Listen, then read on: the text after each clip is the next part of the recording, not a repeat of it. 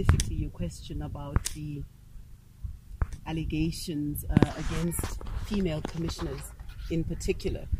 My view is that, speaking for myself, I'm not going to speak for anyone, all the commissioners, well, we did have a couple of meetings where we sat down and we had to do, shall I say, counseling amongst ourselves to say, look, we took oaths of office. We agreed in terms of the constitution that we run elections. These attacks against our persons in particular were basically different opinions on whether or not our voters thought we were performing our duties well. So we decided to ignore that and proceed with our mandate, and we believe we discharged our mandate to the best of our ability.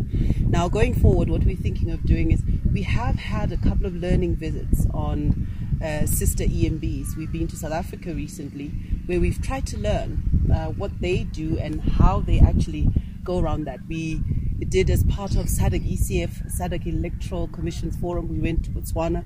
We learned quite a few things as well.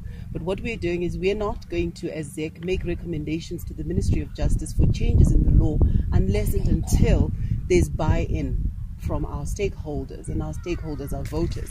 So we're looking at things like, do we need to strengthen the code of conduct that governs political parties? For instance, the Independent Electoral Commission in South Africa, it's empowered to sit as a tribunal where complaints of that nature can go before the Independent Electoral Commission to say a commissioner was, there was hate speech against females.